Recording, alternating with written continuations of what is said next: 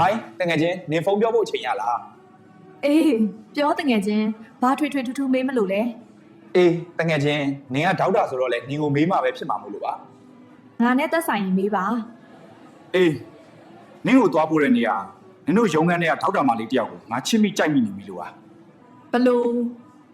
နင်ကငါတို့ဒေါက်တာမတယောကိုချစ်ကြိုက်နေလို့မယုံနိုင်เสียပဲနင်ယုံတာမယုံတာငါမသိချင်ဘူး